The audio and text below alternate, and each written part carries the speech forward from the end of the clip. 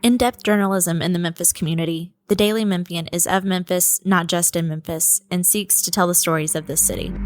TheDailyMemphian.com. Truth in place. Production funding for Behind the Headlines is made possible in part by the WKNO Production Fund, the WKNO Endowment Fund, and by viewers like you. Thank you. Schools, Regional 1, and much more tonight on Behind the Headlines.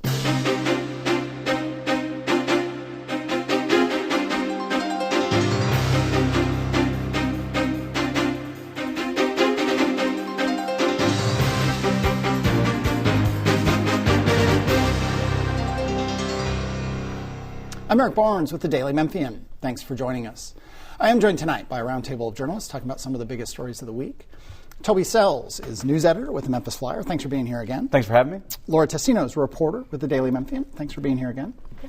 And Bill Dries is a reporter with the Daily Memphian.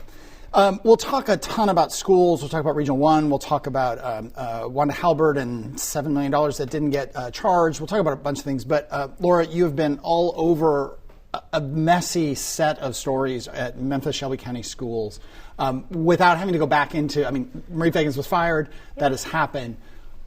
Let's start with what happens next, maybe in terms, there's an interim. So what does that mean? And is there going to be a search and all the kind of forward-looking things? Because the story's not over, separate and above the fact that Marie Fagans is likely suing for back pay and so on. We can put that aside, but in terms of kids learning, the board, the superintendent, what happens next? Yeah, so we have interim Roderick Richmond in place as superintendent now. He seems poised to be the superintendent for the rest of this school year.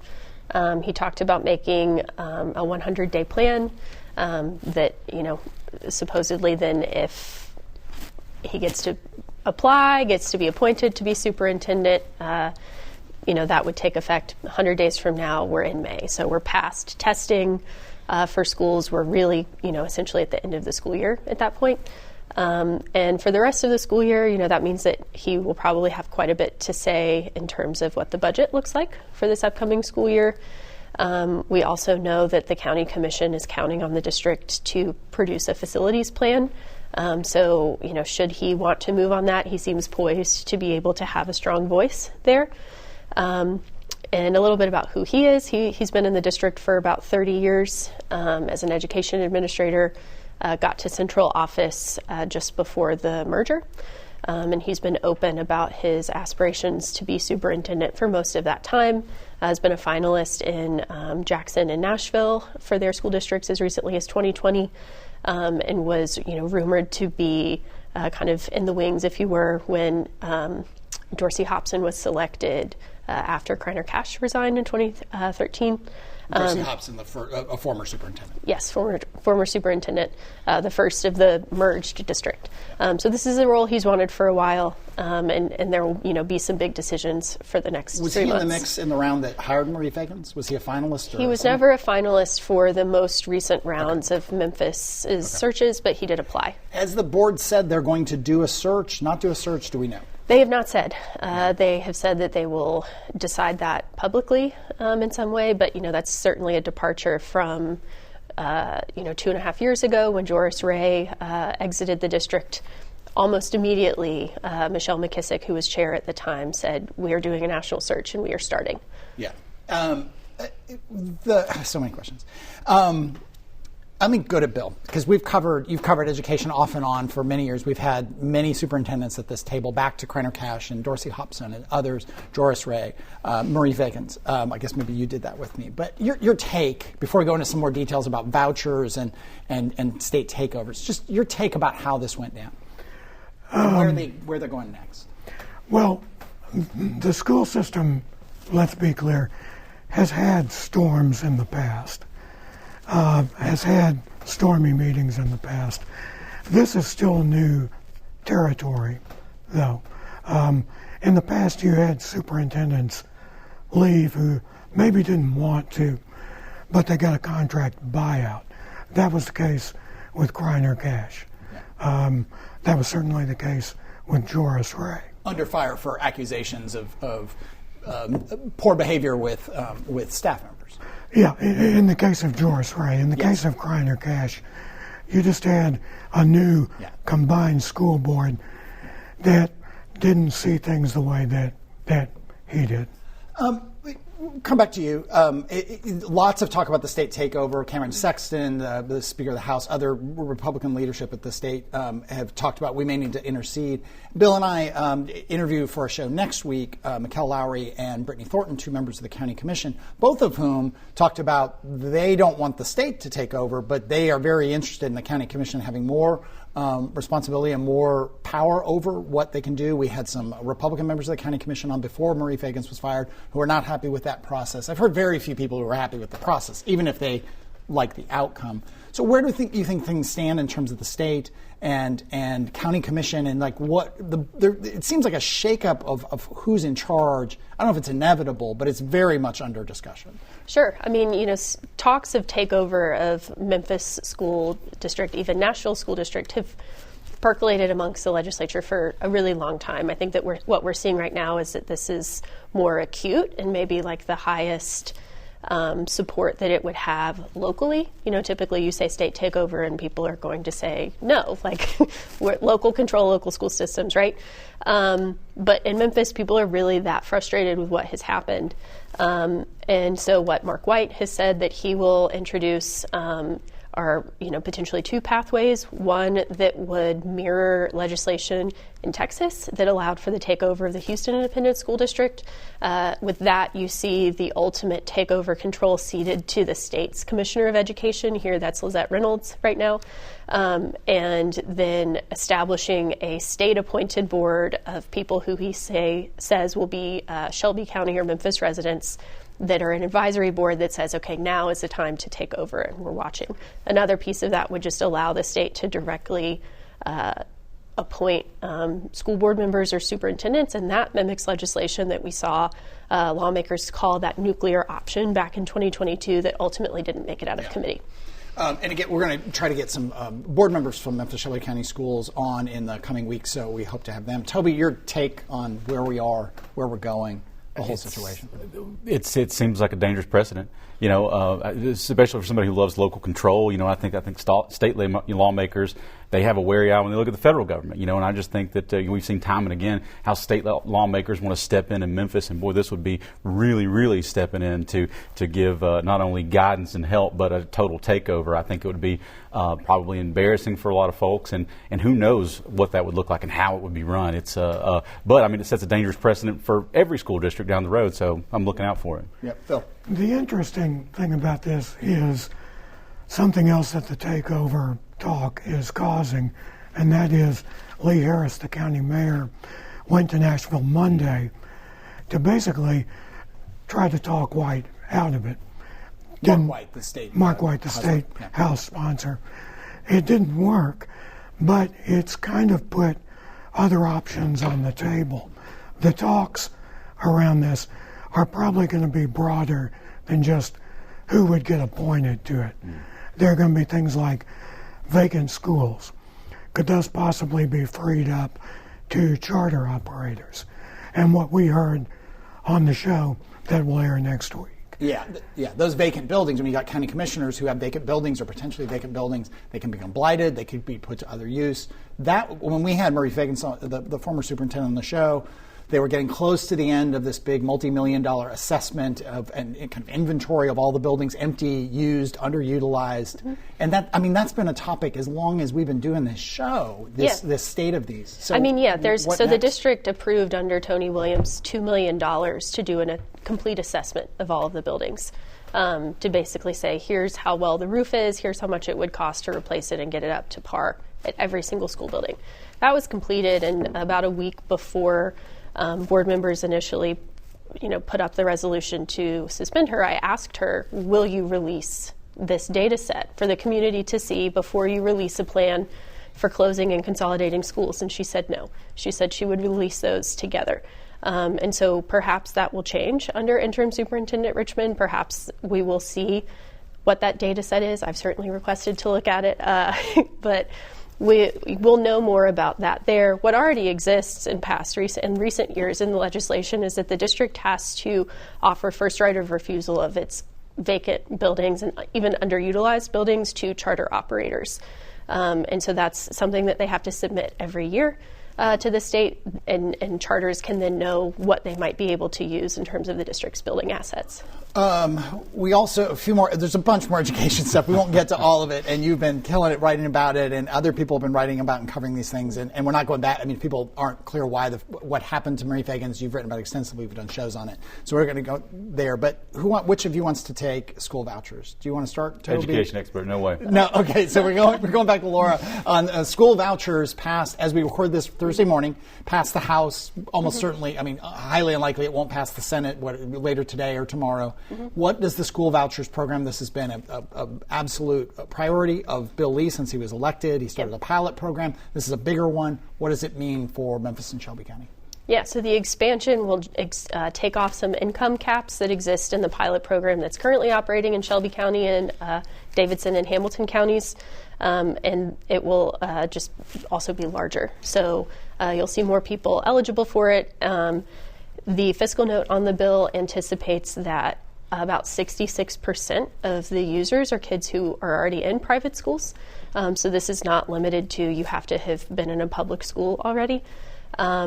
And then, related to that, the bill supports $2,000 bonuses, one-time bonuses to teachers, but in a bit of kind of political maneuvering will require, should this version pass, that school boards pass resolutions in support of the voucher legislation in order to get those one-time funds.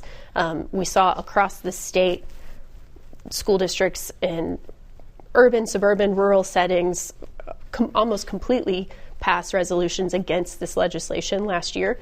So to ask them to turn back around and write these resolutions in support for public, in order for public teachers to get bonuses is really notable. The voucher is worth what to a family that's eligible? I believe $7,100 first go around, which is similar to the base amount that a student would generate in state funds under the new funding formula. And the suburban school districts were not in favor of this, but seemed in the last week to sort of accept that this is an inevitability. That's an impact. They had really fought against it because they could see drains to private schools from their clients.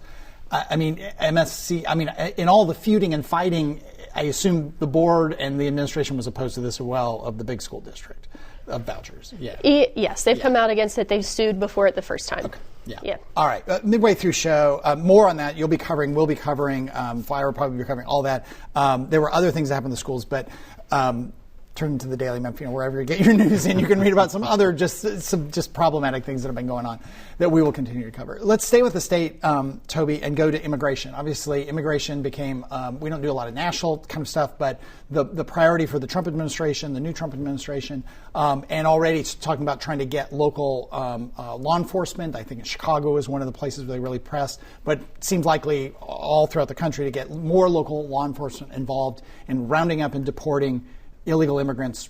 Whatever that criteria is unclear. The state kind of jumped in this last week to support those initiatives. That's right. And, what was once just, bluster behind a podium at a rally somewhere is turning real. You've got states just like Tennessee all over the country that are starting to figure out how to mobilize to get whatever President Donald Trump's plan on this is going to be. And in Tennessee, that looks like Governor Bill Lee wants to put together basically an ICE immigration enforcement agency for the state of Tennessee, and they're talking about it right now in that state voucher special session that they're having up there, how to get this thing funded. I think it's like $5 million is the fiscal note on this thing. What that looks like, who would it be? Would it be that money go to local law enforcement and set up agencies inside that? Would it be its own special thing? We don't know exactly what that looks like yet.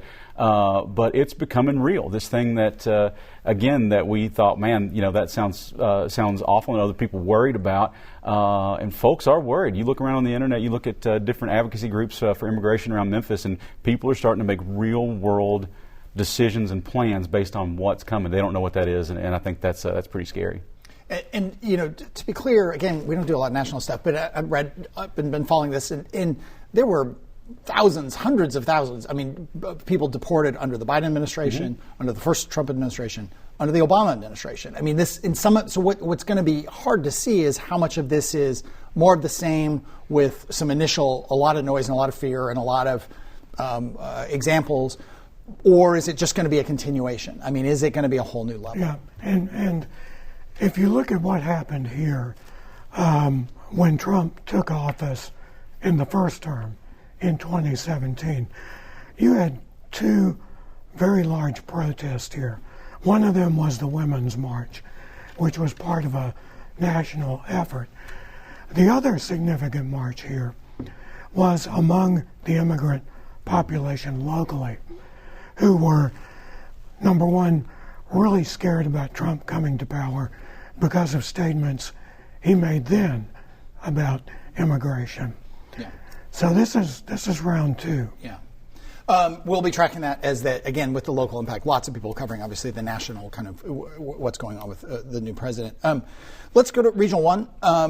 Bill, the Regional 1 has been pursuing, Dr. Reginald Coopwood, the head, the CEO of Regional 1, been pursuing a sort of $1 billion investment of rebuilding the campus, the Regional 1 campus, more ties to the UT Health Science Center. And then kind of seemed to me, at least, suddenly out of the blue, they bought a site on Union, and they're now talking about building this, rather than renovating the existing very old buildings, building a new facility on the site where the commercial appeal used to be located. Right, 495 Union. Mm-hmm. Have you ever been there? I forgot. Have you been in that building at any time in your career? I have. I don't think I would be allowed in there now. But, No, sir. But yes, and Laura may be familiar. Were you ever in the building? I actually wasn't. You no, weren't? it had moved down to Front Street by the time that I started in 2019. Okay. Yes. Okay. Well, rebuild has been the key phrase when talking about this whole project. The rebuild is off the table, along with 4 other parcels, in addition to the 2 that the County Commission put up the money for this week. That would be 16 acres, and that would contain the entire project now. Yeah. They paid $22 million, I think, for the building and the land. About 24 once you throw in the closing cost. Okay. They're going to tear that down. So there's a strange history, not just the history that you have and other journalists in town have of that being a commercial appeal building, but it was sold. The Corps of Engineers in COVID built it not as a hospital, but because it was kind of billed or seemed to be. It was an overflow facility for in case they needed it during COVID. I mean, I think even on the show that we taped this morning that will air next week, Brittany Thornton voted against buying the CA building site because, one, she felt like it was rushed and they didn't have enough details, and 2, they may have paid too much. And I think that's one of those things that people are going to get into.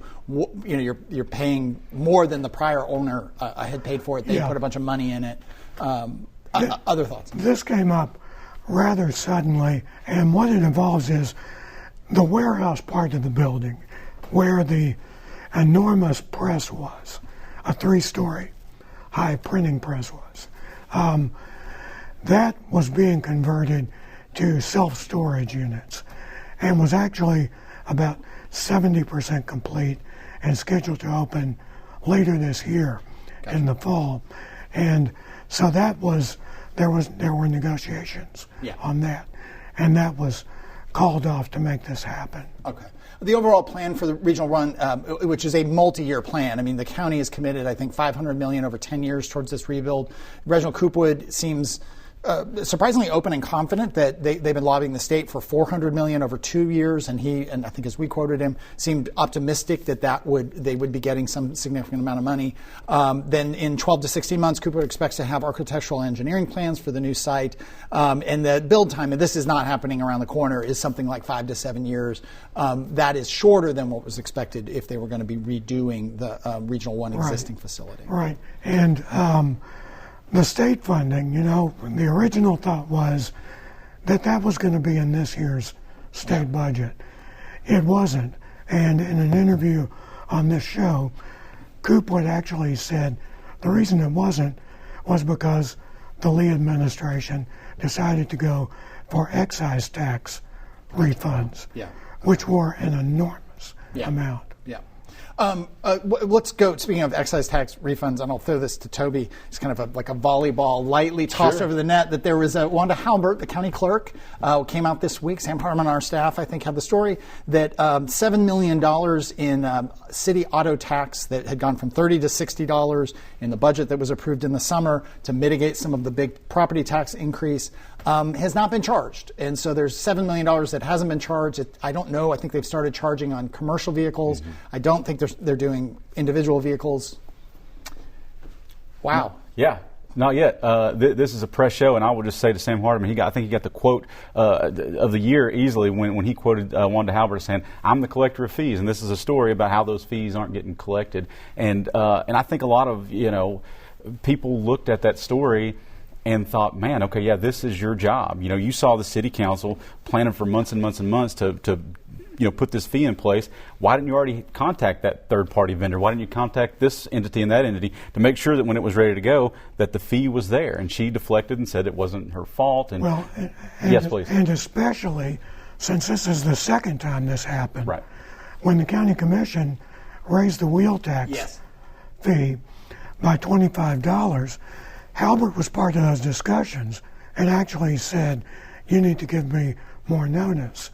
Well, this great public debate is going on, and she missed about the first 2 or 3 months of that fiscal year. Yeah. And I just wonder about recourse. I mean, we missed $7 million. I know we can move funds around and make the budget whole and all that, but who's holding the buck here? Who's going to stand up and say, okay, there was miscommunication, this was actually my fault, I'm going to take some of this burden and make it okay? Or are we just okay with this mediocrity? I know we've tried to, a lot of folks have tried to remove Wanda Halbert from office a couple of times. I'm not saying that necessarily, but let's have some consequences in whatever happened. I don't know what that looks like. I'm not that smart, but I do know that I want to see somebody have to stand up and say, okay, yes, this was me. I mean, if we're shooting for excellence here in Memphis, I mean, we can't, just allow mediocrity to be passable, I think. It is interesting, too, when you circle back to state takeover of the schools. David Bradford, county commissioner, was on the show some weeks ago, and we were talking about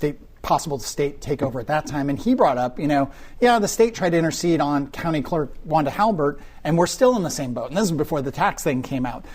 Two different special prosecutor type, situations have come in. I don't think it's technically a special prosecutor, but 2 attorneys were brought in. Both cases were thrown out. The state has not been able to rein in or make change or have recourse or accountability with the attorney Wanda. On the second is appealing. Yeah. Okay. Thank you. It's still going on. But it was an interesting admission of the state can say these things, but not always do what they set out to do. Same thing. We've talked with Steve Mulroy, with Brent Taylor. The effort by Brent Taylor to get DA Mulroy removed. There's lots of talk about the legislature of, well, are we really going to do that thing and remove one person? They might. I mean, it could certainly happen, but it's interesting. One elected person. One elected. And Wanda Halbert elected by an overwhelming number, really, a second time, even when some of these things were happening in her first term. Also, awful story as Memphis Animal Services had a distemper outbreak, led to 100 euthanations. They've not been able to bring new dogs, new animals into the facility. I think Jody Callahan covered that for us. I don't know. I bring it up because it's just such a depressing show as it is. Well, this is another agency that has certainly had its share of problems recently leading up to this. Yeah. With a minute left here, what's flyer stories, other things we've missed here that you guys have? You had a Sam and Dave, right? Sam from Sam and Dave covered this week. That was last week, and a great music story from our music editor, Alex Green, did a great job on that. Right now, we looked at another hard-hitting flyer cover on podcasters in the city. You won't believe how many podcasts are out there in the city. Everything. You didn't talk to me. I have a podcast. Okay, Toby. I tried. It was our editor. It's been fun having you on the round okay, table. guys. Boy, it's too bad that you everything can't be here again. Grizz, cemeteries, local politics and news. I mean, if you want it, it's out there. It's great. Laura, I mean, what are you looking for next from the school system and the schools?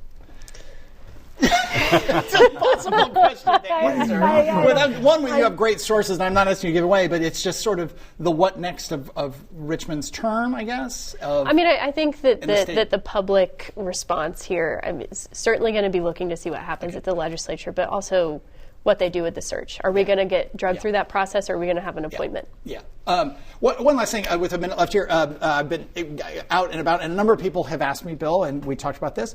Your voice has been roughed up. You actually took about a 6-week break, I think, in the fall. You are fine. You are healthy. Your voice is roughed. Yes, it's my vocal cords. It's an infection. Yeah. I'm taking drugs legally. We even had a scan of my neck. Yeah. It showed there's nothing in my head. Yeah. But I appreciate it too. The home remedies, I think I'm going to hold off on some of those for now. Yeah. If it's okay.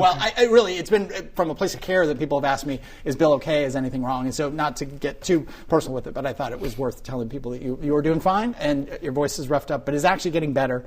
Anyway, this is better. This is better. Believe it or not. This is better. Again, I mentioned county commissioners coming up next week. We've recently had Mulroy. We had Brent Taylor, London Lamar. We had some city council folks on. We had other county commissioners on.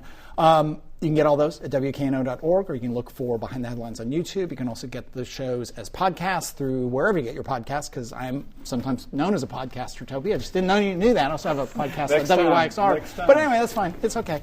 That's all the time we have. We'll see you next week. Thanks.